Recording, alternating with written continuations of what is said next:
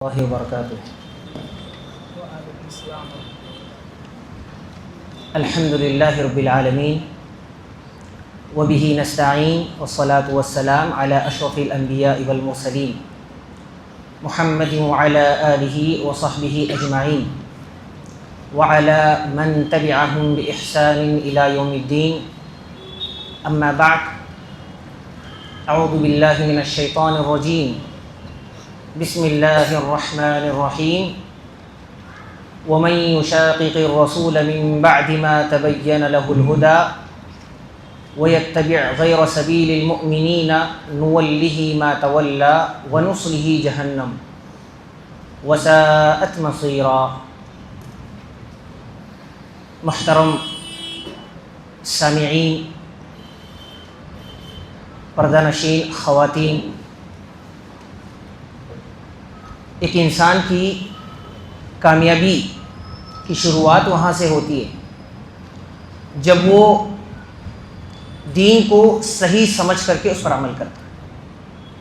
اگر کوئی شخص یہ چاہتا ہے کہ میں کامیاب ہو جاؤں، اللہ تبارک و تعالیٰ کی بارگاہ میں میری رضامندی ہو، جنت میں داخلہ مجھے نصیب ہو، تو لہذا دین کو صحیح سمجھ کر کے اس پر عمل ضروری ہے۔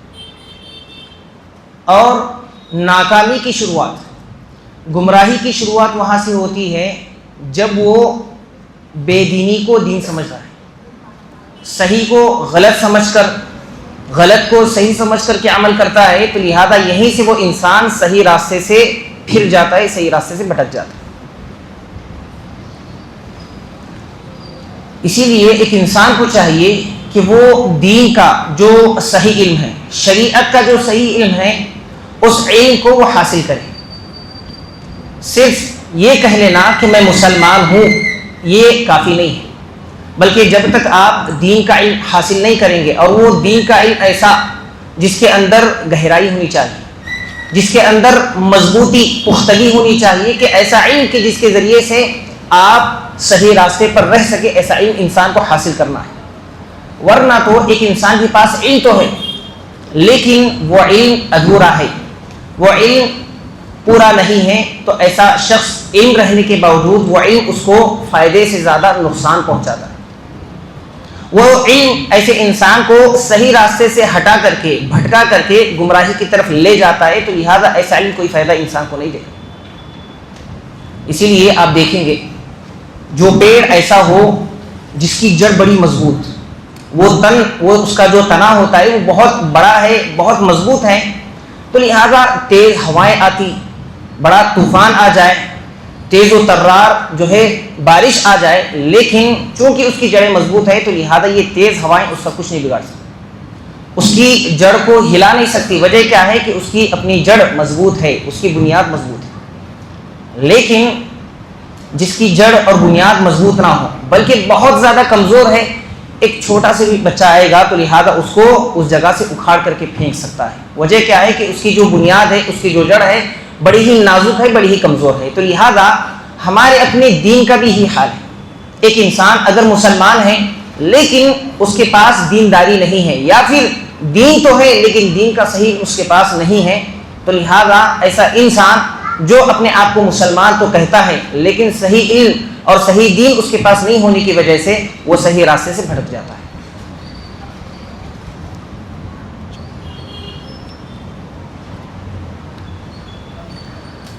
اور آج مسلمانوں کے اندر بہت سارے ایسے لوگ ہیں جو یہ سمجھتے ہیں کہ ہمارا مسلمان ہونا کافی ہے، یہ دین ہم کو جو ملا ہے اپنے باپ داداؤں سے ملا ہے، جیسا چل رہا ہے ہم ویسا چلنے دیتے ہیں، ہم کو علم حاصل کرنے کی ضرورت نہیں، نہ ہمارے اندر علم حاصل کرنے کا جذبہ ہے، نہ شوق ہے، نہ تڑپ ہمارے اندر نظر آتی۔ بسا اوقات اہل علم ہمارے اپنے درمیان موجود ہیں، وہاں پر علم کی محفل اور مجلس سجی ہوئی ہے، علم بانٹا جا رہا ہے، تقسیم کیا جا رہا ہے، اس کے باوجود بھی ہمارے اندر وہ شوق اور تڑپ نظر نہیں آتا کہ ہم آئیں اور آ کر کے علم حاصل کریں، اور اس علم کے ذریعے سے ہم اپنے اندر پائی جانے والی جو جہالت ہے اس جہالت کو ختم کریں۔ ایسا علم حاصل کریں کہ جس علم کو جو ہے بنیاد بنا کر کے ایک انسان اللہ تبارک و تعالیٰ کو راضی کر لے جائے، وہ ایسا علم حاصل کرنے کی ہم کوشش، ہمارے اندر وہ تڑپ، وہ شوق اور جذبہ ہمیں نظر نہیں آتا۔ اور آج ایک انسان یہ سمجھتا ہے کہ نہیں، زمانہ جو ہے سوشل میڈیا کا ہے، ساری چیزیں اویلیبل ہیں، سوشل میڈیا ہے، فیس بک ہے، واٹس ایپ ہے، ٹویٹر ہے، اسی طریقے سے انسٹاگرام ہے، بہت سارے ریلز آتے ہیں، ویڈیوز آتے ہیں فلاں فلاں عالم کے، تو لہٰذا میں وہ علم لے لوں گا جو کچھ وہ کہہ رہے ہیں، تو لہٰذا اب میں فرق کر کے اس میں سے چن کر کے کون سا انسان صحیح کہہ رہا ہے اس کے مطابق میں عمل کرنے لگوں گا۔ تو لہٰذا آج انسان کا سارا جو دار و مدار ہے وہ انٹرنیٹ پر ہے، وہ سوشل میڈیا پر ہے، ویڈیوز پر ہے، کہ جو کوئی آتا ہے دین کا نام لے کر کے جو کچھ وہ کہہ رہا ہے، جو کچھ وہ بول رہا ہے، تو لہٰذا لوگ اس کے مطابق عمل کرنا شروع کر دیتے ہیں۔ ایک انسان کو کوئی مسئلہ اگر نہیں معلوم تو لہٰذا کیا کرتا ہے، نہیں اہل علم سے مجھے رجوع نہیں کرنا، اہل علم سے جا کر کے نہیں پوچھنا، میرے پاس تو انٹرنیٹ ہے۔ اسی طریقے سے چیٹ جی پی ٹی کا جو مسئلہ ہوا، ایک انسان کیا کرتا ہے، مسئلہ سرچ کرتا ہے، اور جو کچھ بھی وہ مسئلے کے مطابق سامنے نظر آتا ہے اس کو کھولتا ہے، پڑھتا ہے، ہاں یہ فلاں فلاں مسئلہ ہے، اس کا یہ حکم ہے، حالانکہ اس کو یہ نہیں معلوم کہ وہ لکھنے والا کون، وہ ویب سائٹ کون سی ہے، کیا وہ شیعہ جو لکھنے والا ہے وہ شیعہ ہے، اس کا عقیدہ کیا ہے، منہج کیا ہے، یہ جانے بغیر ہم اس کو پڑھتے ہیں، فوراً فتویٰ دیتے ہیں، بلکہ اس کے مطابق عمل بھی کرنے لگتے۔ تو آپ مجھے بتائیے، جس کا علم اتنا سطحی ہو، دین کا گہرا علم نہیں ہے، صرف انٹرنیٹ کی بنیاد پر، ویڈیوز کی بنیاد پر ہر کوئی کہہ رہا ہے، تو لہٰذا اس کی بات کو لے کر کے اگر انسان عمل کرنا شروع کر دے تو لہٰذا کیا ایک انسان صحیح راستے پر گامزن رہ سکتا ہے؟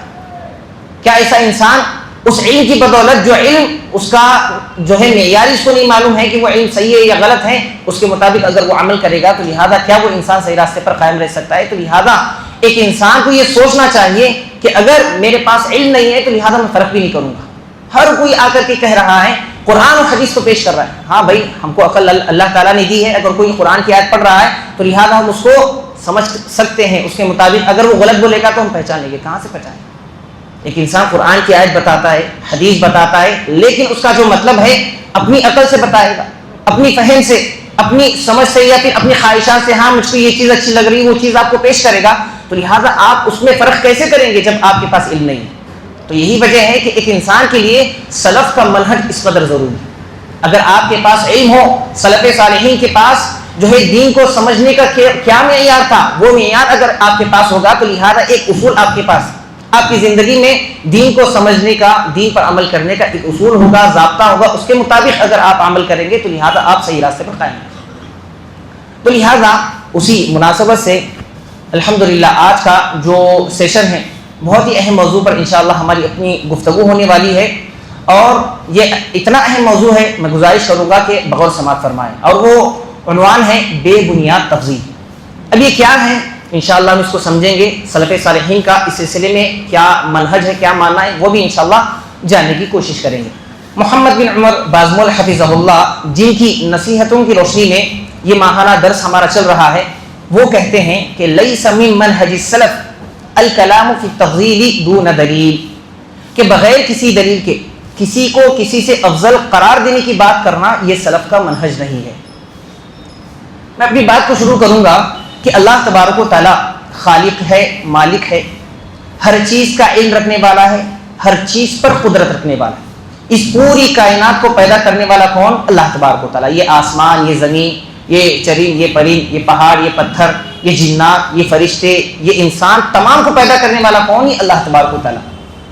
اور جب سب کا مالک اللہ تبارک و تعالیٰ ہے تو صرف اور صرف اللہ تبارک و تعالیٰ کو یہ حق حاصل ہے کہ اللہ تعالیٰ جسے چاہے مقام عطا کرے، اللہ تعالیٰ جسے چاہے عزت دے، فضیلت دے، مرتبہ دے، مقام دے، یہ حق صرف اور صرف اللہ تبارک و تعالیٰ کو حاصل ہے، اور جسے چاہے اللہ تبارک و تعالیٰ اس فضیلت سے محروم کر دے، وہ مقام سے اس کو جو ہے محروم کر دے، یہ اللہ تبارک و تعالیٰ کا کام ہے۔ اس کے علاوہ کوئی انسان یا کوئی شخصیت یا کوئی جن یا کوئی فرشتہ اس کے پاس یہ اتھارٹی نہیں ہے۔ کوئی انسان کتنا بھی پہنچا ہوا کیوں نہ ہو، پہنچا ہوا ولی ہو، پیر ہو، بزرگ ہو، فقیر ہو، یا بہت بڑا علامہ ہو، یا پھر امام ہو، محدث ہو، مفسر ہو، اس کے پاس دین کا بہت سارا ڈھیر سارا علم ہو، اس کے باوجود بھی اس کو یہ حق حاصل نہیں ہے، یہ اجازت نہیں ہے کہ وہ اپنی طرف سے کسی بھی چیز کو افضل قرار دے۔ تو افضل قرار دینا، یہ چیز فضیلت والی ہے، یہ کس کا کام ہے؟ یہ اللہ تبارک و تعالیٰ کا کام ہے۔ چل انشاءاللہ نصوص کی روشنی میں آپ کے سامنے میں مثال پیش کروں گا.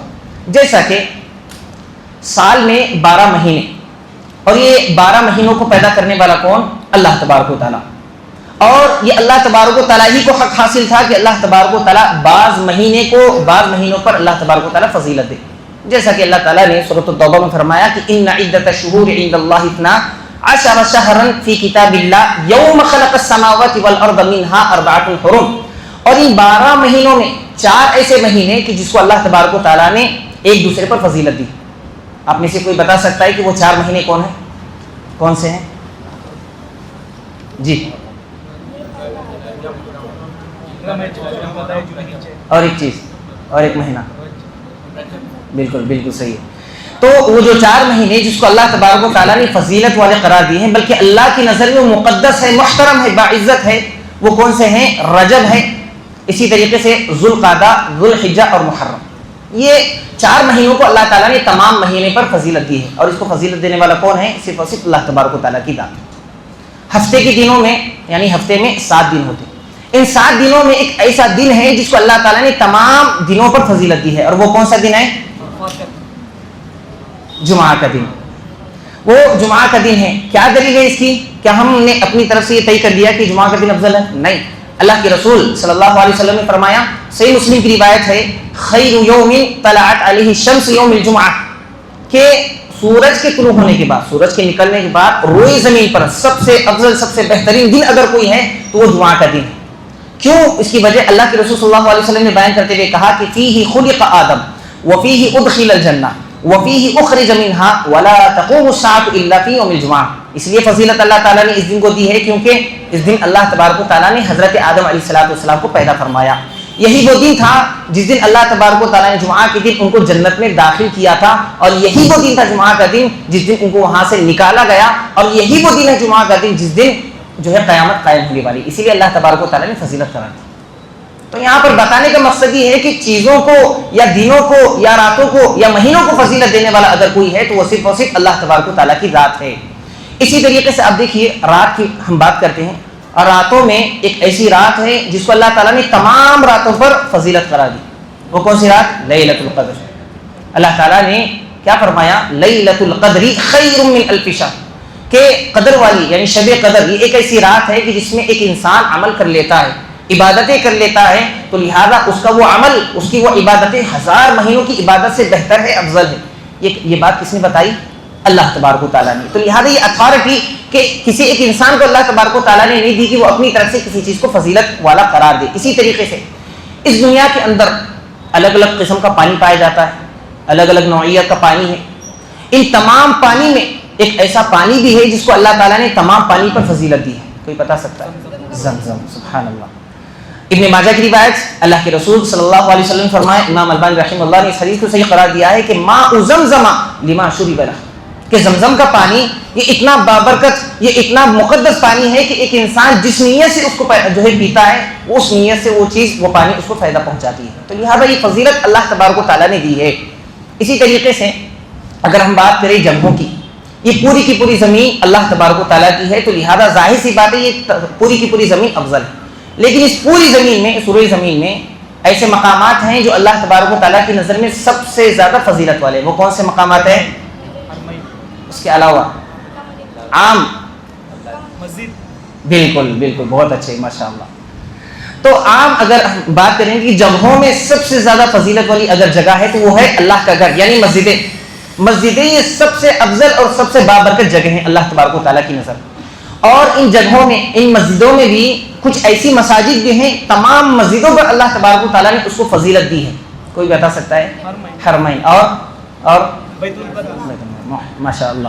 تو یہاں پر دیکھیے کہ اللہ کے رسول صلی اللہ علیہ وسلم نے فرمایا، صحیح بخاری اور مسلم کی روایت ہے کہ لا تشد الرحال الا الى 3 مساجد، کہ تم میں سے کوئی شخص ثواب کی نیت سے، اجر کی نیت سے کسی مسجد کی طرف سفر نہ کرے. مطلب یہ ہے کہ ہم یہ نہیں کہہ سکتے کہ یہ مسجد ہے، اس کے علاوہ جو دوسری مسجد ہے اگر وہاں پر ہم نماز پڑھیں گے تو لہذا اس مسجد میں جو ثواب ملے گا اس سے زیادہ ثواب فلاں مسجد میں ملے گا. اب اس طرح ہم طے کر کے کسی مسجد کی طرف سفر کرنا ہمارے لیے جائز نہیں. لیکن 3 ایسی مساجد ہیں پوری دنیا کے اندر جہاں پر ایک انسان سفر کرتا ہے اس نیت سے کہ مجھے زیادہ ثواب ملے گا، یہ جائز.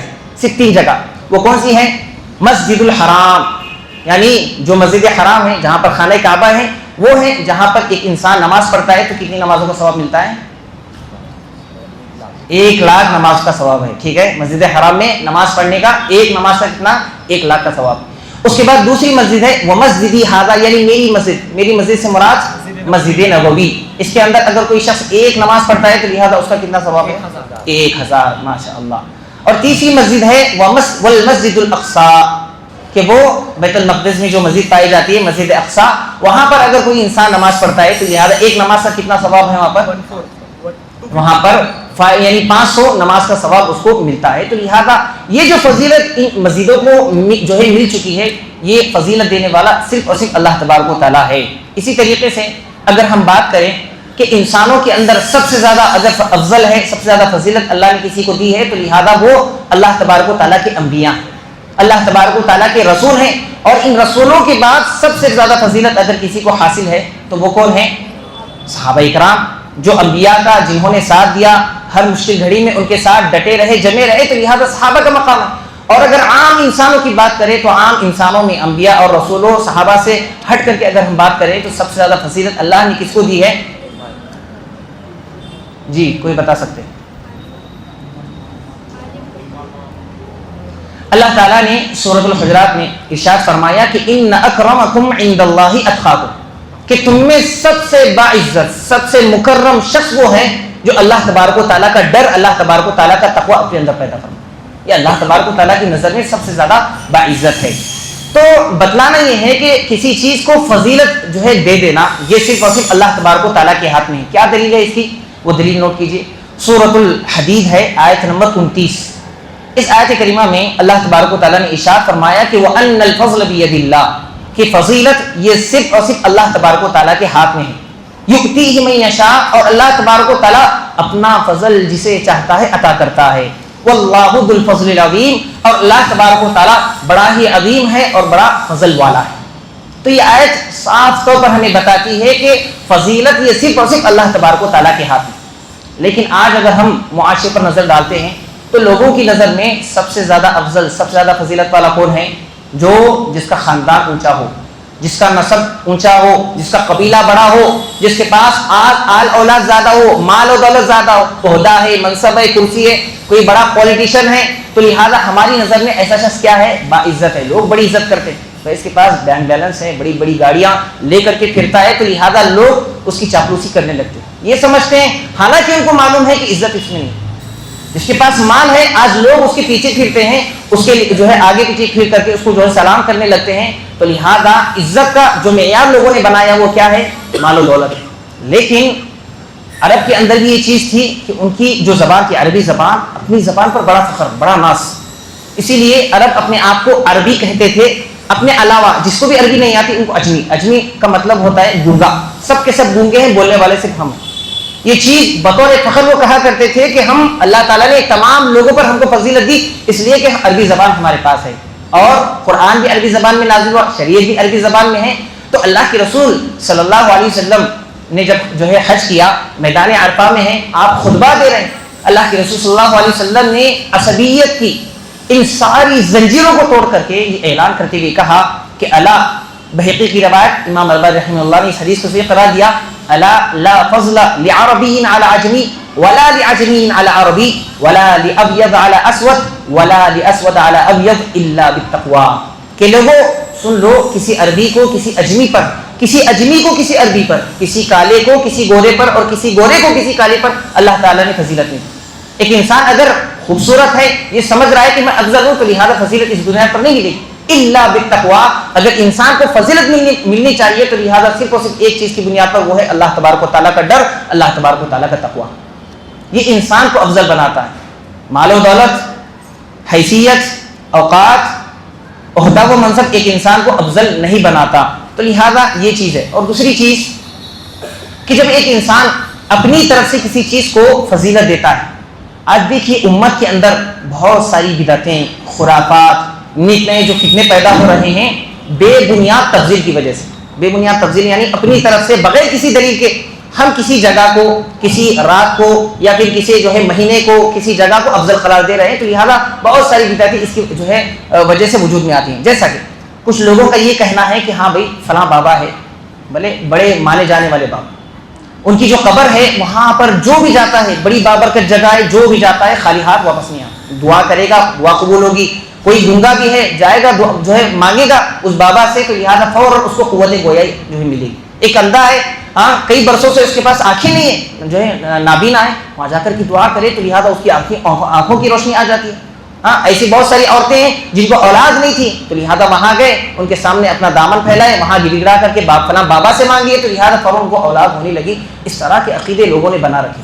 وجہ کیا ہے؟ اپنی طرف سے انہوں نے کیا کیا فلاں بابا کو فضیلت دی، فلاں بابا کو، فلاں بابا کی قبر کو، فلاں بابا کی قبر کے آس پاس جتنی بھی مٹی ہے وہ جگہ ہے، ساری جگہوں کو انہوں نے کیا دیا؟ فضیلت والا قرار دیا. جس کی وجہ سے ہوا کیا؟ امت کے اندر طرح طرح کی بدعتیں، طرح طرح کے خرافات، شرکیات جو ہے انجام دیے جانے لگے. اسی طریقے سے آپ دیکھیے یہ پورا کا پورا جو قرآن مجید ہمارے پاس موجود ہے، یہ بڑا فضیلت والا کلام، عظمتوں والا کلام ہے، بلکہ اس کا ایک ایک لفظ، ایک ایک حرف یہ بابرکت ہے. بلکہ ایک ایک حرف کے پڑھنے پر، ایک حرف کے پڑھنے پر صرف اگر کوئی شخص الف پڑھ رہا ہے 10 نیکیاں مل رہی، الف لام پڑھ رہا ہے 10 نیکیاں مل رہی، میم پڑھ رہا ہے، اتنی فضیلت والا یہ جو ہے قرآن ہے. لیکن کیا انسان اپنی طرف سے یہ طے کرے گا کہ قرآن مجید کے اندر جتنی بھی صورتیں، ان صورتوں میں ایک ایسی صورت ہے جس کو جو ہے زیادہ فضیلت والی اپنی طرف سے طے کرے گا؟ ہرگز نہیں. آج لوگ کیا کرتے ہیں؟ سورہ یاسین کو بہت زیادہ فضیلت والا جو ہے سورہ سمجھتے ہیں نا، اور ہر جگہ مصیبت ہے، کام دھندا نہیں چل رہا ہے، مندی چل رہی ہے، مصیبتیں ہیں، لڑائی جھگڑے ہو رہے ہیں، تو لہٰذا کیا کرو؟ سورہ یاسین پڑھو. اور یہ کہتے ہیں ضعیف روایت، موضوع روایت کا سہارا لے کر کے کہ سورہ یاسین یہ پورے قرآن کا دل ہے، ہارٹ، تو لہٰذا اس کو پڑھنا چاہیے. اور بسا اوقات ایک انسان موت کے وقت یعنی جان کنی کے عالم میں ہو رہا ہے، تڑپ رہا ہے، تو ایسی صورت میں کیا کرتے ہیں؟ سورہ یاسین نکال کر کے پڑھنا شروع کرتے ہیں. لہٰذا آپ نے یہ کہاں سے جانا کہ سورہ یاسین کو اس کے لیے استعمال کرنا چاہیے؟ اپنی طرف سے فضیلت دی. ہاں حالانکہ آپ قرآن کی کوئی بھی صورت، کوئی بھی آیت اٹھا کر کے پڑھ لیجیے، اللہ تبارک و تعالیٰ نے اس کو فضیلت دی، مقام دی. اپنی طرف سے یہ سمجھ لینا کہ فلاں فلاں وقت میں اگر ہم پڑھیں گے تو لہٰذا یہ چیز اس کو فائدہ پہنچائے گی، یہ ہم طے نہیں کر پائیں. ہم کون ہوتے ہیں طے کرنے والے؟ اس لیے کہ یہ طے کرنے والا صرف اور صرف اللہ تبارک و تعالیٰ ہے. اسی طریقے سے اگر آپ جو ہے اس کا دوسرا رخ دیکھیں گے، قرآن مجید کے اندر وہ کون سی ایسی صورت ہے جس کو اللہ تبارک و تعالیٰ نے تمام صورتوں کو فضیلت دی ہے؟ کوئی بتا سکتے ہیں؟ بالکل، بہت اچھا، ماشاء اللہ. پورے قرآن کی صورتوں میں سب سے افضل صورت اگر کوئی ہے، اللہ کے رسول صلی اللہ علیہ وسلم فرماتے ہیں کہ وہ هو السبع المثانی، یعنی ایسی صورت جس کے اندر 7 آیتیں، وہ ہے سورۃ الفاتحہ. اللہ نے فضیلت دی ہے، تو جس کو اللہ نے فضیلت دی ہے وہ وہی فضیلت ہم بھی مانیں گے. کوئی انسان اپنی طرف سے کسی چیز کو فضیلت دے تو لہٰذا اس کی فضیلت کا کوئی اعتبار نہیں ہوگا. اسی طریقے سے بہت سارے لوگ یہ کہتے ہیں آیتوں کو بھی فضیلت دیتے. ایک آیت ہے آیت کریمہ. وہ آیت کریمہ کیا ہے؟ لوگوں کی نزدیک لا الہ الا انت سبحانک انی کنت من الظالمین. اب اس کو کیا کرتے ہیں؟ جب کبھی نیا گھر بناتے ہیں، گھر ٹنڈی کے نام پر کرائے کے حافظوں کو بلاتے ہیں، بچوں کو بلاتے ہیں، پتھر دیتے ہیں، ان کو بولتے ہیں کہ اس کو جو ہے پڑھنا شروع کرو، اس سے کیا ہوگا؟ ہمارے گھر میں جو بھی بلائیں ہیں وہ دور ہو جائیں گی، ہمارے گھر میں برکت آئے گی. تو لہٰذا آپ نے یہ جو بات کہی ہے کہ لا الہ الا انت سبحانک انی کنت من الظالمین، یہ ایسی آیت ہے کہ گھر بناتے وقت اس کو پڑھنا چاہیے، یا مصیبت میں اس کو پڑھنا چاہیے، فلاں فلاں پڑھنا چاہیے. اس بات کی دلیل کیا ہے؟ حالانکہ یہ وہ دعا ہے حضرت یونس علیہ السلام جب مچھلی کے پیٹ میں تھے، تو لہٰذا جب انہوں نے اللہ تبارک و تعالیٰ کو یاد کیا تو اسی الفاظ کے ذریعے سے یاد کیا، لا الہ الا انت سبحانک انی کنت من الظالمین، تیرے سوا کوئی معبود نہیں ہے اے اللہ تبارک و تعالیٰ، بے شک میں ہی ظالم تھا. تو ایک انسان اپنی طرف سے یہ طے کرنا کہ نہیں یہ آیت کریمہ ہے، اس کو 100 مرتبہ پڑھنا چاہیے دن میں، اس کو 1000 مرتبہ پڑھنا چاہیے، 2000 مرتبہ پڑھنا چاہیے، تو لہٰذا اس سلسلے میں ان کے پاس کوئی دلیل نہیں ہے. تو لہٰذا اس آیت کو وہ اپنی طرف سے فضیلت دے رہے ہیں. حالانکہ اس آیت کی فضیلت ہے، جیسا کہ آپ کے سامنے روایت پیش کرتا ہوں ترمذی کی، حضرت سعد بن ابی وقاص رضی اللہ تعالیٰ عنہ راوی حدیث ہے. اللہ کے رسول صلی اللہ علیہ وسلم فرماتے ہیں کہ اگر کوئی شخص لا الہ الا انت سبحانک انی کنت من الظالمین یہ پڑھتا ہے، کب؟ فإنه لن يتلو بها مسلم في شيء الا استجاب له، کہ دعا کر رہا ہے، دعا میں اس لفظ کا استعمال کر کے، اس آیت کا استعمال کر کے دعا کرتا ہے، اللہ تبارک و تعالیٰ اس کی ہر دعا کو قبول کرتا ہے. یہ فضیلت ہے، جو فضیلت اللہ نے دی ہے، اس کے رسول نے دی ہے، اس فضیلت کا اعتراف کریں گے، بلکہ ہم اس پر عمل بھی کریں گے. لیکن کوئی انسان اپنی طرف سے کسی آیت کو بھی فضیلت دے دے تو لہٰذا ہم اس کو نہیں مانیں گے. ہاں اگر ہم بات کریں عام جو ہے طور پر کہ قرآن مجید کی ایسی کون سی آیت ہے جس کو اللہ نے تمام آیتوں میں فضیلت دی ہے؟ کوئی بتا سکتے ہیں؟ آیت الکرسی. بے شک آیت الکرسی یہ ایسی آیت ہے، اللہ لا الہ الا هو الحی القیوم، یہ ایسی آیت ہے تمام آیتوں میں اللہ تبارک و تعالیٰ نے اس کو فضیلت بخشی ہے. تو جو فضیلت اللہ نے بخشی ہے تو لہذا اس کا اعتراف ہم بھی کریں گے. تو یہ چیز ہے کہ ایک انسان اگر دین کے اندر اپنی طرف سے بے بنیاد کسی چیز کو فضیلت دیتا ہے تو اس کے ذریعے سے بدعتیں وجود میں آتی ہیں. کیسی بدعتیں؟ آپ دیکھیے 15 شعبان جب بھی آتا ہے تو لہذا اس دن کیا شب برات مناتے ہیں، بیزارگی کی رات. اس رات کو خاص کرتے ہیں، عبادتوں کے لیے روتے ہیں اور پتہ نہیں ایسی نمازیں پڑھتے ہیں جو ثابت ہی نہیں ہے بالکل. کسی ایک رات کو، کسی ایک دن کو اپنی طرف سے عبادت کے لیے خاص کر لینا، کیا یہ ہمارے ہاتھ میں ہے؟ کیا یہ شریعت میں ہم جب چاہے منمانی طریقے سے اس کو جو ہے اس پر عمل کریں گے؟ ایسا نہیں. اسی طریقے سے آپ دیکھیے رجب کا جو پورا مہینہ ہوتا ہے اللہ تعالیٰ نے اس کو فضیلت دی. ہم اس سے پہلے ہم نے سنا کہ 4 مہینے ایسے ہیں جس کو اللہ تعالیٰ نے تمام مہینوں میں اس میں جو ہے رجب کا مہینہ بھی، لیکن اس کے باوجود بھی بعض ایسے لوگ ہیں جو رجب کو فضیلت دیتے. کس وجہ سے؟ امام جعفر صادق رحمہ اللہ ان کا جو ہے انتقال ہو گیا تھا، تو لہٰذا اس دن کیا کرتے ہیں؟ کنڈے بناتے ہیں، فلاں کرتے ہیں، کھانے پکاتے ہیں، قوالیاں چل رہی ہیں، نعتیں چل رہی ہیں، عبادتیں چل رہی ہیں.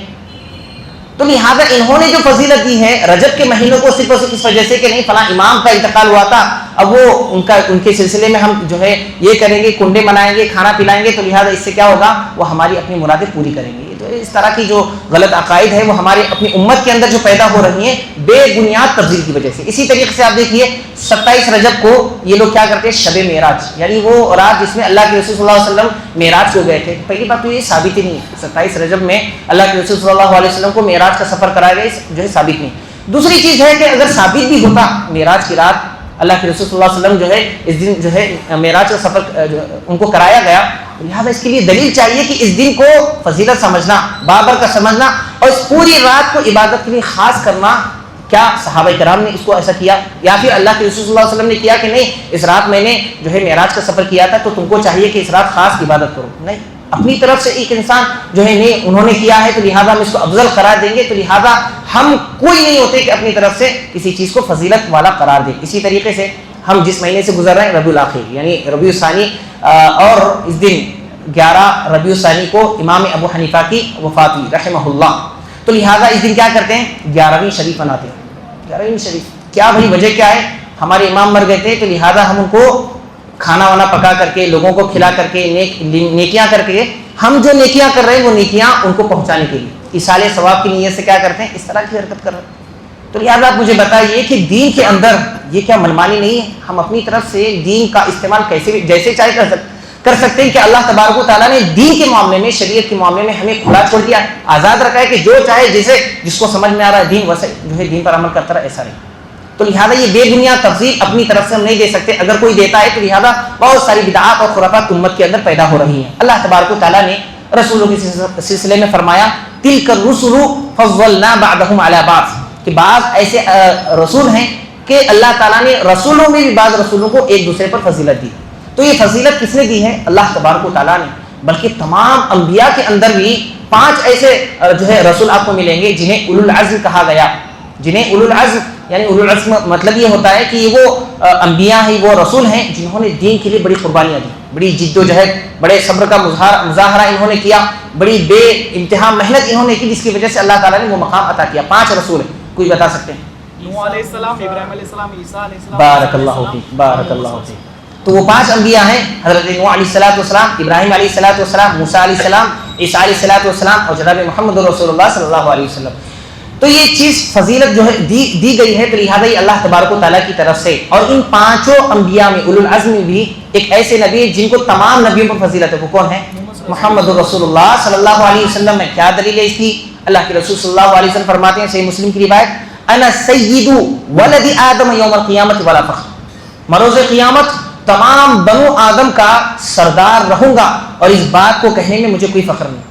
یہ اللہ نے مجھے مقام اور فضیلت عطا کی ہے. وَبِيَدِيَّ لِبَاءُ الْحَمْدِ وَلَا فَخْرٍ، اور میرے ہاتھ میں حمد نامی جھنڈا ہوگا اور یہ چیز بھی جو ہے یعنی اس میں میرے کو کوئی فخر نہیں ہے. وَمَا مِن نَبِيٍّ يَوْمَئِذٍ آدَمُ فَمَنْ سِوَاهُ إِلَّا تَحْتَ لِوَائِي، اور اسی حمد نامی جھنڈے میں حضرت آدم علیہ السلام سے لے کر کے جتنے بھی انسان آئے، یہاں تک کہ تمام کے تمام انبیاء بھی اس حمد نامی جھنڈے میں، جس کے ہاتھ جو جھنڈا میرے ہاتھ میں ہوگا اس کے جھنڈے تلے ہوں گے۔ یہ اللہ تبارک و تعالیٰ نے فضیلت کس کو دی ہے؟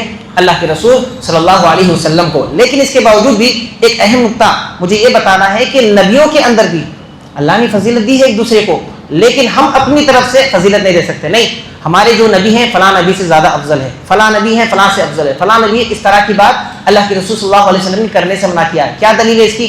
صحیح بخاری کی روایت ہے، اللہ کے رسول صلی اللہ علیہ وسلم کے پاس ایک یہودی آیا، آ کر کے کہنے لگا، اے اللہ کے رسول صلی اللہ علیہ وسلم، آپ کے ساتھی نے مجھ پر ظلم کیا ہے، مجھے تھپڑ مار دیا۔ اللہ کے رسول صلی اللہ علیہ وسلم نے اس صحابی کو بلا بھیجا، وجہ کیا ہے کہ تم نے ان کو مارا ہے؟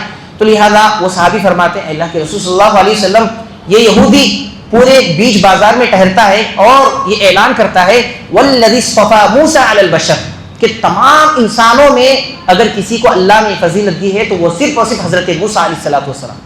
جب میں نے یہ بات سنی مجھے بڑی تکلیف ہوئی، اس لیے کہ اللہ نے اگر کسی کو فضیلت دی ہے تمام انبیاء میں، وہ صرف اور صرف اے اللہ کے رسول صلی اللہ علیہ وسلم آپ ہیں، تو لہٰذا یہ چیز میں کیسے برداشت کروں گا؟ میری غیرت جاگ گئی اور میں نے اس کو تھپڑ مار دیا۔ اللہ کے رسول صلی اللہ علیہ وسلم نے نصیحت کرتے ہوئے کہا، لا تخیرونی من بین الانبیاء، کہ لوگوں تم مجھے اور دوسرے انبیاء کے ساتھ مجھے جو ہے کمپیریزن مت کرو، دوسرے لوگوں کے ساتھ انبیاء کے ساتھ جو ہے کمپیریزن مت کرو، حالانکہ یہ سب کو معلوم ہے کہ سب سے افضل نبی اگر کوئی ہے تو جناب محمد رسول اللہ صلی اللہ علیہ وسلم ہے، لیکن جو ہے کمپیریزن نہیں کرنا۔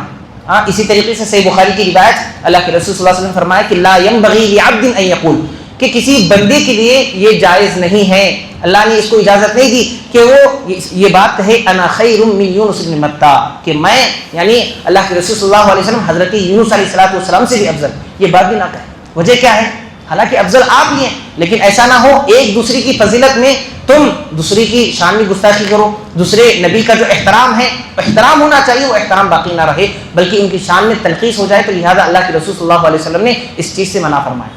اسی طریقے سے تھوڑا آگے بڑھتے ہیں، ہم بات کرتے ہیں صوفیہ کی۔ صوفیوں کے نزدیک جو مقام ولایت ہے وہ مقام نبوت سے آگے ہے۔ اس کا مطلب کہ جو اولیاء ہوتے ہیں، جو اللہ کے ولی ہوتے ہیں، وہ اللہ کے نبی سے کہیں زیادہ افضل ہوتے ہیں، ان کا مقام و مرتبہ ان سے کہیں زیادہ ہوتا ہے۔ اب یہ جو بات انہوں نے کی ہے، ظاہر سی بات ہے یہ بات غلط ہے، بلکہ بالکل واہیات بات ہے، بیہودہ بات ہے۔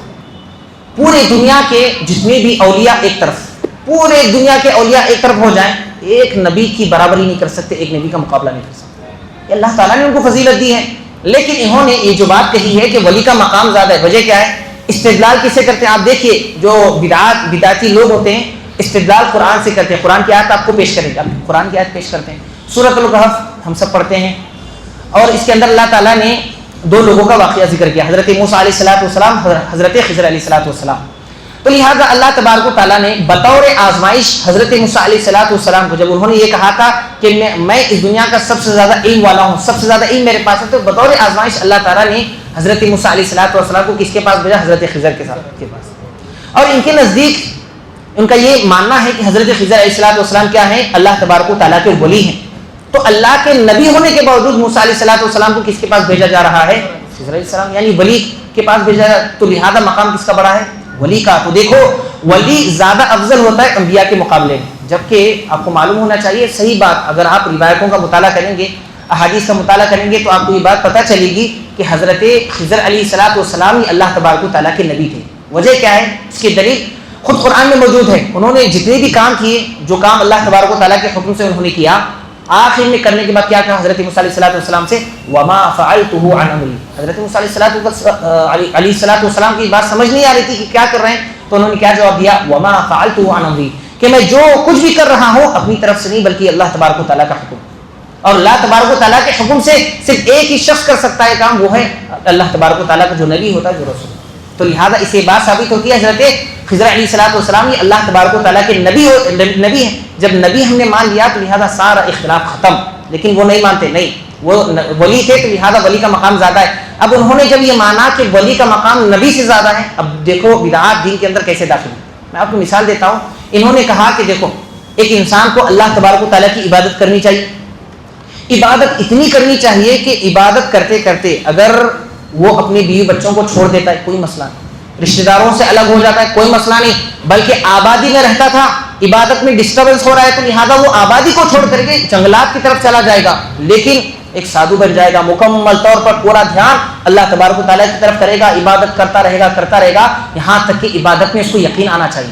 اور یہ بات انہوں نے قرآن سے استدلال کیا. قرآن کی آیت سورۃ الحجر کی آیت ہے وَاعْبُدْ رَبَّكَ حَتَّى يَأْتِيَكَ الْيَقِينُ، کہ آپ اللہ تبارک و تعالیٰ کی عبادت کریے اس وقت تک جب تک کہ تمہیں یقین نہ آ جائے. یہاں پر آپ دیکھیے مفسرین نے کیا مانا لیا. یقین سے کیا مراد ہے؟ یقین سے مراد موت ہے، یعنی موت آنے تک آپ کو اللہ تبارک و تعالیٰ کی عبادت کرنی ہے. لیکن انہوں نے کیا کیا؟ نہیں، یقین کا مطلب یقین آنا، یعنی آپ اتنا عبادت کر لیے، آپ کو معلوم ہو گیا کہ میرا جو تعلق ہے وہ اللہ سے جڑ گیا، یعنی میری روح اللہ تبارک و تعالیٰ سے بات کر رہی ہے، یعنی کنیکشن اتنا زیادہ کہ وہ سیدھا اللہ تبارک و تعالیٰ سے ڈائریکٹ لے رہا ہے. جب اتنا وہ یقین آ گیا تو اب وہ مقام ولایت پر پہنچ گیا، اب وہ کیا ہو گیا؟ بہت بڑا ولی. اب وہ جو بھی کہے گا وہ اس کو ماننا پڑے گا، یعنی اس کی ہر بات شریعت ہو جائے گی. اب وہ جب چاہے جسے چاہے جس کے چاہے گناہوں کو وہ کیا کر سکتا ہے؟ معاف کر سکتا ہے، مٹا سکتا ہے. تو آپ نے دیکھا جب ایک بدعت ایک چیز انہوں نے مان لیا کہ نبی سے زیادہ مقام کس کا ہے؟ ولی کا ہے، تو لہٰذا کس طرح دین کے اندر بدعتیں وجود میں آئے. اب اس کے مقابلے میں انہوں نے کیا کیا؟ جو علم والے ہیں، علم حاصل کرتے ہیں، محدثین ہیں، حدیث پڑھتے پڑھاتے ہیں، تو لہٰذا ان کا مذاق انہوں نے اڑانا شروع کیا. کیا کہتے ہیں کہ حدثنا فلان و فلان و فلان، جب ہم حدیث روایت کرتے ہیں تو ہم نے فلاں سے فلاں نے فلاں سے فلاں نے فلاں سے روایت کیا ہے. تو یہ کہتے ہیں کہ آپ جب روایت کرتے ہیں حدیث کی روایت تو لہٰذا فلاں فلاں سے، یعنی وہ لوگ سے جو مر چکے ہیں، زندہ نہیں ہیں، آپ لوگ مردوں سے روایت کرتے ہیں اور خود کہتے ہیں کہ دیکھو ہمارا معاملہ تمہارے سے بالکل الگ ہے. حدثنی قلبی عن اللہ، ہم جب روایت کرتے ہیں تو ہمارا دل ڈائریکٹ اللہ تبارک و تعالیٰ سے روایت. تم مردوں سے روایت کر رہے ہو، ہم تو ڈائریکٹ اللہ سے یعنی زندے سے ہم روایت کر رہے ہیں. تو لہٰذا اس طرح یہ لوگ محدثین کا مذاق اڑاتے ہیں صرف اور صرف اس وجہ سے کہ ہم ولی ہیں، اور جو ہے جو انبیاء ہیں، انبیاء کا جو مقام ہے اس سے کہیں زیادہ مقام کس کا؟ ولی کا ہے. ایک مسجد میں امام عبدالرزاق الصنعانی بہت بڑے محدث گزرے، درس دے رہے تھے، بہت بڑے محدث، اور مجموعہ لاکھوں کا مجموعہ وہاں پر بیٹھا ہوا ہے. تو ایک نوجوان اس مجموعے سے ہٹ کر کے الگ تھلگ ہو کر کے وہ کچھ کر رہا تھا، ہل رہا تھا، حرکت کر رہا تھا. تو ایک آدمی وہاں پر گیا، جا کر کے کہنے لگا ارے اللہ کے بندے، یہاں پر علم کی محفل لگی ہوئی ہے، ان کا علم سننے کے لیے، ان کا درس سننے کے لیے لوگ کئی دور میل سفر کر کے آ رہے ہیں، تو الگ محفل کے ہوتے ہوئے الگ بیٹھ کر کے کیا کر رہا ہے؟ تو لہٰذا اس نے کہا کہ دیکھو مسئلہ یہ ہے کہ تم لوگ عبدالرزاق سے سنتے ہو، یعنی اللہ کے بندے سے سنتے ہو، تو لہٰذا یہ مسئلہ الگ ہے، لیکن میں جب جو ہے علم لے رہا ہوں تو کس سے؟ ڈائریکٹ رزاق سے علم لے رہا ہوں. اللہ، ایسی بےہودہ باتیں انہوں نے جو ہے کہنا شروع کی صرف اور صرف اس وجہ سے کہ دین کو انہوں نے اپنی عقل سے سمجھنے کی کوشش کی، آیتوں کو اپنی طرف سے سمجھنے کی کوشش کی. تو لہٰذا دین کے اندر آپ دیکھیے کس طرح بدعات اور خرافات پنپنے لگے. تو یہ چیز ہے کہ ایک انسان اپنی طرف سے دین کے اندر کھلواڑ نہیں کر سکتا، دین میں من مانی جو ہے چیزیں ایجاد نہیں کر سکتا. اس کا دل کیا چاہ رہا ہے، اس کی عقل کیا کرے، اس کے مطابق یہ دین نہیں چل سکتا، اس لیے کہ یہ دین اللہ تبارک و تعالیٰ کا دین ہے. اللہ تبارک و تعالیٰ جو حکم دے گا اس کے مطابق اس کو عمل کرنا پڑے گا. اسی طریقے سے آپ آگے دیکھیے، بات جب صحابہ کرام کی آتی ہے تو صحابہ کرام تمام کے تمام افضل، اور ہمارا ایمان اور عقیدہ یہ ہے اہل السنہ والجماعہ کا کہ تمام کے تمام صحابہ کرام کیا ہیں؟ جنتی ہیں. اللہ تبارک و تعالیٰ نے ان کو مقام دیا ہے، فضیلت دی ہے، ٹھیک ہے. اور ان تمام صحابہ کرام میں چار ایسے صحابہ ہیں جو تمام صحابہ میں فضیلت ہے، اور نمبر وائز بلکہ اہل سنہ والجماعہ کا یہ عقیدہ ہے کہ ہمارا یہ ایمان ہونا چاہیے کہ سب سے صحابہ کرام میں سب سے پہلے نمبر پر اگر فضیلت کسی کو حاصل ہے حضرت ابو بکر صدیق، پھر اس کے بعد حضرت عمر فاروق، پھر اس کے بعد حضرت عثمان غنی، پھر اس کے بعد چوتھے نمبر پر حضرت علی بن طالب رضوان اللہ علیہم اجمعین. یہ نمبر وائز جو ہے اہل علم نے یہ کہا ہے کہ ان کو فضیلت حاصل ہے. لیکن اگر کوئی شخص حضرت علی رضی اللہ تعالیٰ عنہ کو یہ کہتا ہے کہ ان کا مقام ان سے بھی زیادہ ہے، تو لہذا امام احمد بن حنبل رحمہ اللہ فرماتے ہیں کہ اگر کوئی شخص یہ عقیدہ رکھتا ہے کہ حضرت علی رضی اللہ تعالیٰ صرف حضرت عثمان سے بھی آگے ہیں، یعنی ان کا نمبر تیسرا ہے، تو ٹھیک ہے صرف ایک اسٹیپ وہ آگے بڑھا رہا ہے، تو لہذا ایسا شخص شیعہ. اب روافض کیا کرتے ہیں؟ ٹھیک ہے حدیث سے استدلال کرتے ہیں، یعنی کیوں؟ بس ان کے من کی بات ہے، تو لہذا انہوں نے حدیث سے استدلال کیا. حدیث کیا ہے؟ آپ دیکھیے صحیح بخاری کی روایت ہے، اللہ کے رسول صلی اللہ علیہ وسلم نے خلف رسول اللہ صلی اللہ علیہ وسلم علی بن ابی طالب کی غزوۃ تبوک، کہ غزوہ تبوک کے موقع پر اللہ کے رسول صلی اللہ علیہ وسلم نے حضرت علی رضی اللہ تعالیٰ کو مدینے کی حفاظت کے لیے ان کو وہاں پر رکھا کہ نہیں آپ ہمارے ساتھ غزوہ تبوک میں لڑنے کے لیے نہیں آئے. حضرت علی رضی اللہ تعالیٰ کو یہ بات پسند نہیں آئی، شکایت کے لہجے میں کہا یا رسول اللہ تخلفنی فی النساء والصبیان، اللہ کے رسول صلی اللہ علیہ وسلم بچے ہیں عورتیں ہیں ایسے لوگوں کے ساتھ آپ مجھے چھوڑ کر کے جا رہے ہیں، آپ مجھے اپنے ساتھ لے جاتے میں جنگ میں شریک ہوتا، جہاد کرتا، لڑتا مارتا، تو لہٰذا ایک فضیلت اللہ تبارک و تعالیٰ مجھے عطا کرتا، تو لہٰذا آپ اس سے مجھے محروم کر رہے ہیں۔ اللہ کے رسول صلی اللہ علیہ وسلم نے فرمایا اما ترضى ان تكون مني بمنزلة ہارون من موسیٰ، کیا تم کو یہ بات پسند نہیں ہے کہ تمہارا مقام میرے نزدیک ویسا ہی ہے جیسا کہ حضرت ہارون علیہ السلام کا مقام حضرت موسیٰ علیہ السلام کے پاس ہے۔ اب روافظ نے کیا استدلال کیا کہ اللہ کے رسول صلی اللہ علیہ وسلم کے نزدیک سب سے زیادہ فضیلت کس کو تھی؟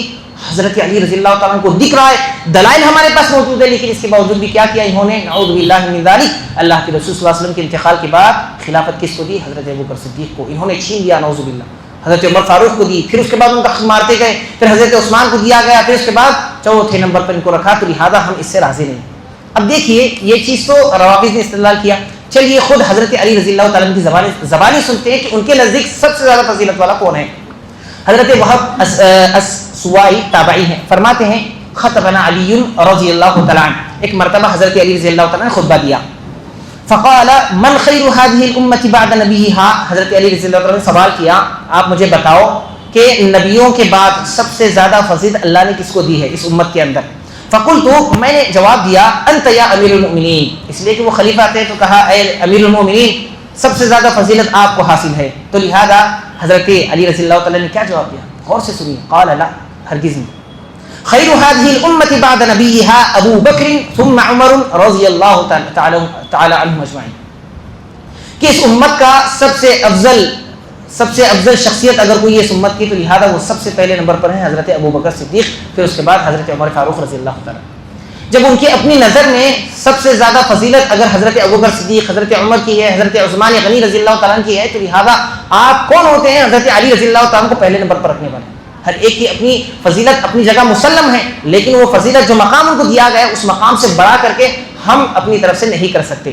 تو لہٰذا یہ جو سیشن میں بات ہوئی ہے یہی چیز کے بے بنیاد تفضیل آج لوگوں کے اندر عام ہو چکی ہے، اپنی طرف سے لوگ کسی بھی چیز کو فضیلت دے رہے ہیں، کسی بھی جگہ کو، کسی بھی رات کو، کسی مقام کو، کسی مہینے کو، جب یہ فضیلتیں دے رہے ہیں تو لہٰذا اس کی وجہ سے اس امت کے اندر بہت ساری بدعات جو ہے انجام پا رہی ہیں۔ تو لہٰذا سلف کا منہج یہ ہے کہ ہم اپنی طرف سے کسی کو فضیلت نہیں دے سکتے، بلکہ فضیلت وہی چیز ہے، فضیلت والی وہی چیز ہے جو اللہ تبارک و تعالیٰ نے اگر کسی کو فضیلت دی ہے۔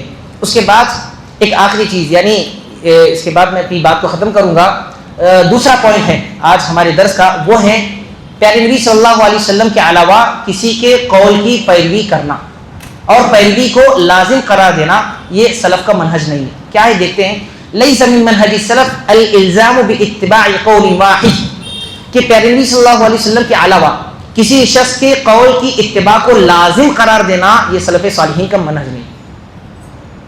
ہمارا منہج کیا ہے؟ یعنی اگر کوئی انسان یہ سمجھ رہا ہے کہ کوئی ایک ایسا انسان ہے جس کی تمام باتوں میں حق محصور اللہ تبارک و تعالیٰ نے کیا، یعنی وہ شخص جو بھی کہے گا تو لہذا وہ صحیح ہے، حق ہے، اس کے علاوہ اس کو چھوڑ کر کے اگر ہم کسی اور کی بات کو لیں گے تو لہذا ہم صحیح راستے سے بھٹک جائیں گے، گمراہ ہو جائیں گے، یہ ماننا کہ اللہ کے رسول صلی اللہ علیہ وسلم کے علاوہ ایک ایسا شخص ہے جس کی ہر بات کو ہم کو ماننی چاہیے، یہ لازم قرار دینا یہ سلف کا منہج نہیں۔ مثال کے طور پر اگر کوئی شخص یہ کہتا ہے کہ ہم امام ابو حنیفہ کو امام اعظم مانتے ہیں، سب سے بڑا امام مانتے ہیں، تو لہٰذا انہوں نے دین کی بڑی خدمت کی ہے، بڑا گہرا علم اللہ تبارک و تعالیٰ نے ان کو عطا کیا تھا، تو لہٰذا ہمارا یہ ماننا ہے کہ امام ابو حنیفہ رحمہ اللہ ان کے پاس چونکہ دین کا گہرا علم تھا، بہت سارے مسائل انہوں نے جو ہے اس امت کو بتائے ہیں، تو لہٰذا حق ان کے اندر منحصر ہے، یعنی یہ جو بھی بات کہیں گے اگرچہ کہ وہ بات دلیل کے خلاف کیوں نہ ہو تو لہٰذا ہم ان کو مانیں گے، ان کی ہی بات کو مانیں گے، ہم دلیل کو نہیں قبول کریں گے، تو لہٰذا یہ سلف صالحین کا منہج نہیں ہے۔ اسی طریقے سے ہمارا منہج کیا ہے، سلف کا منہج کیا ہے کہ جو بھی انسان کوئی بات کرتا ہے تو لہٰذا اس کی بات کو قرآن و حدیث سے تولا جائے گا، دلیل سے تولا جائے گا، کہ اگر اس کی بات قرآن و حدیث سے مل رہی ہے تو لہٰذا تب جا کر کے ہم اس کی بات کو قبول کریں۔ اگر کوئی امام کوئی بات کہہ رہے ہیں، انہوں نے کوئی فتویٰ دیا ہے، تو لہٰذا ہم یہ چیک کریں گے کہ کیا ان کا قول، ان کا فتویٰ قرآن و حدیث کے معیار پر اترتا ہے یا نہیں اترتا۔ یہ ہمارا معیار ہے، یہ سلف صالحین کا منہج ہے جو ہے سلف صالحین نے ہم کو سکھایا ہے، سمجھایا ہے۔ اللہ کے رسول صلی اللہ علیہ وسلم نے فرمایا کہ لو بدا لکم موسیٰ فاتبعتموہ وترکتمونی لظللتم عن سواء السبیل، کہ اگر حضرت موسیٰ علیہ السلام ظاہر ہو جائیں، آ جائیں، فَاتَّبَعْتُمُوهُ، اور تم میرے رہتے ہوئے، میری شریعت کے رہتے ہوئے موسیٰ علیہ السلام آئے ہیں، اس وجہ سے ان کی بات ماننا شروع کر دو. وَتَرَكْتُمُونِي، ان کو مانتے ہوئے تم نے مجھے چھوڑ دیا. لَظَلَلْتُمْ عَنْ سَوَاءِ السَّبِيلِ، تو تم گمراہ ہو جاؤ گے، صحیح راستے سے بھٹک جاؤ گے.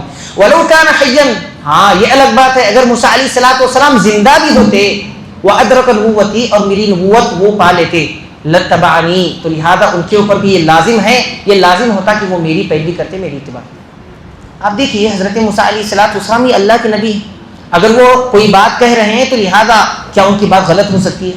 کیا ان کی بات جھوٹی ہو سکتی ہے؟ نہیں. لیکن اس کے باوجود چونکہ ان کی شریعت ختم ہو چکی، اب ان کی شریعت منسوخ ہو چکی، اب اللہ کے رسول صلی اللہ علیہ وسلم کی شریعت ہے، اور یہ شریعت کب تک رہنے والی ہے؟ قیامت کی صبح تک. تو حضرت موسیٰ علیہ السلام بھی اگر آج ظاہر ہوتے ہیں، کوئی بات کہتے ہیں، تو لہٰذا ان کی بات کو ہم تولیں گے اللہ کے رسول صلی اللہ علیہ وسلم کی جو ہے بات پر. اگر ان کی بات ان کے مطابق رہی تب ہم قبول کریں گے. یہاں تک کہ حضرت عیسیٰ علیہ السلام قیامت کے قریب آئیں گے، ٹھیک ہے، آئیں گے، تو لہٰذا حالانکہ وہ نبی ہیں، زندہ اٹھا دی گئے آسمان پر، نبی ہونے کے باوجود بھی ان کی اپنی شریعت نہیں چلے گی، بلکہ وہ آنے کے بعد بھی پیارے نبی صلی اللہ علیہ وسلم کی کیا ہوں گے؟ امتی ہوں گے. ان کی شریعت کے مطابق جو ہے فیصلے کریں گے، ان کی شریعت کے مطابق حکم لگائیں گے. تو لہذا آپ دیکھیے حضرت موسیٰ علیہ السلام، عیسیٰ علیہ السلام انبیاء ہیں، ان کا اپنا اپنا الگ مقام ہے، شریعتیں ہیں، لیکن اس کے باوجود بھی اللہ کے رسول صلی اللہ علیہ وسلم کی بعد آ رہے ہیں، تو لہذا ان کی کوئی بات کا اعتبار نہیں ہوگا. یہ اللہ کے رسول صلی اللہ علیہ وسلم کو اللہ تبارک و تعالیٰ نے فضیلت بخشی. اب دیکھیے اللہ کے رسول صلی اللہ علیہ وسلم نے ایک حدیث میں فرمایا، اقتدوا بالذین من بعد ابی بکر وعمر، کہ میرے بعد دو ایسی شخصیات ہیں کہ جن کی پیروی کرنا، جن کی اتباع کرنا تم کامیاب ہو جاؤ.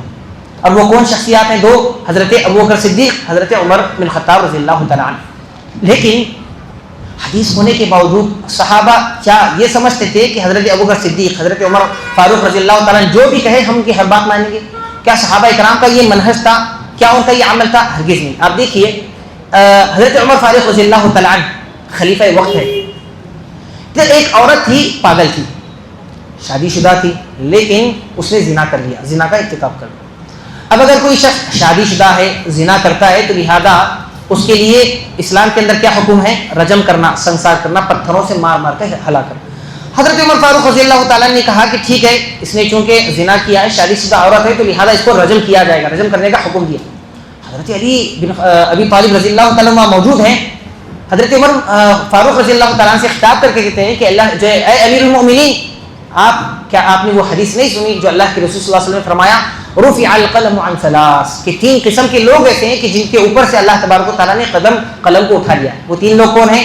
کہ بچہ جب تک بالغ نہ ہو، یا پھر ایسا سونے والا جب تک وہ بیدار نہ ہو، یا پھر پاگل جب تک وہ صحیح نہ ہو، اس کی دماغ کی حالت صحیح نہیں ہوتی، تب تک اس کے پر اسلام کا کوئی حکم نافذ نہیں ہوگا. حضرت عمر فاروق رضی اللہ تعالیٰ نے سنا، تو لہذا ان کی بات کو ماننا پڑا. مجھے کیا تھی؟ ان کے پاس دلیل تھی، حالانکہ آپ حاکم وقت ہے، ان کے پاس طاقت ہے، سب کچھ ہے. حضرت عمر فاروق رضی اللہ تعالیٰ کوئی معمولی صحابی نہیں، اہل علم میں سے، بڑا علم، گہرا علم اللہ تعالیٰ نے ان کو دیا ہے، لیکن اس کے باوجود بھی جب بات حدیث کی آتی ہے، جب بات دلیل کی آتی ہے، تو لہٰذا یہ لوگ بھی اپنی بات سے رجوع کر لیا کرتے تھے. اور آپ دیکھیے جب ہم بات اماموں کی کرتے ہیں تو تمام ائمہ نے یہ بات کہی، تمام ائمہ نے یہ بات کہی. امام ابو حنیفہ رحمہ اللہ کو اب لیجیے، امام شافعی، امام مالک، امام احمد بن حنبل رحمہ اللہ نے کیا کہا کہ دیکھو میری ہر بات کو نہ مانو، اگر میری بات قرآن و حدیث کے خلاف ہے تو لہذا میری بات کو کیا کرو؟ دیوار پر پھینک کر کے مارو. یہ کس نے کہا؟ تمام ائمہ نے کہا. امام احمد بن حنبل رحمہ اللہ کیا کہتے ہیں؟ آپ دیکھیے فرماتے ہیں کہ لا تقلدنی ولا تقلد مالکا ولا الشافعی ولا الاوزاعی ولا الثوری وخذ من حيث اخذ، کہ دیکھو نہ میری تقلید کرنا، نہ امام مالک کی تقلید کرنا، نہ امام شافعی کی، نہ امام اوزاعی کی، نہ سفیان الثوری کی، بلکہ یہ لوگ احکام کتاب و سنت سے لیا کرتے تھے. وخذ من حيث اخذ، تو لہذا تم بھی کتاب و سنت سے احکامات ہیں. یعنی ہم کوئی بات کہہ رہے ہیں، اگر ہماری بات کے مقابلے میں پیارے نبی صلی اللہ علیہ وسلم کی بات آ جائے تو لہذا ہماری بات کی کوئی حیثیت نہیں. یہاں تک کہ ہماری بات کے مقابلے میں صحابی کا قول بھی آ جاتا ہے تو لہذا ہماری بات کی کوئی حیثیت نہیں. اسی طریقے سے امام شافعی رحمہ اللہ سے ایک آدمی نے مسئلہ پوچھا، سوال کیا. اب سوال جو ہے، سوال کرنے کے بعد انہوں نے اس شخص کے سامنے بطور جواب حدیث رکھی کہ دیکھو اللہ کے رسول صلی اللہ علیہ وسلم کا یہ فرمان ہے اس مسئلے میں. اب بات ختم. لیکن وہ آدمی کہتا ہے کہ ٹھیک ہے آپ نے حدیث تو بتا دی، لیکن آپ کی کیا رائے ہے؟ اس آدمی نے کیا پوچھا؟ حدیث تو ٹھیک ہے لیکن آپ کیا کہتے ہیں اس مسئلے میں؟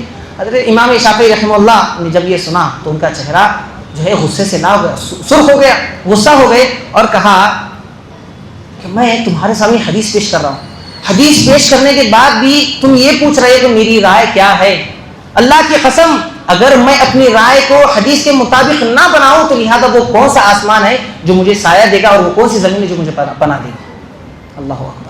یہ سلف صالحین کا منہج تھا، یہ تمام ائمہ کا منہج تھا کہ جب بھی ان کی کوئی بات، انہوں نے کوئی فتویٰ دیا ہے، کوئی بات کہی ہے، تو لہٰذا ہم ان کی بات کو بھی پیارے نبی صلی اللہ علیہ وسلم کی بات سے تولیں گے، ناپیں گے، اگر دلیل کے مطابق ہوگی تو لہٰذا ہم ان کی بات کو مانیں گے۔ تو لہٰذا یہی چند باتیں تھیں جو میں نے آپ لوگوں کے سامنے رکھی ہیں۔ رب العالمین سے دعا ہے اللہ تبارک و تعالی ہم تمام کو سلف صالحین کی پیروی کرنے کی توفیق نصیب فرمائے۔ اللہ تبارک و تعالی ہم تمام کے اندر ایمان کی، منہج کی غیرت پیدا فرمائے۔ اللہم ارنا الحق حقا وارزقنا اتباعہ وارنا الباطل باطلا وارزقنا اجتنابہ، آمین۔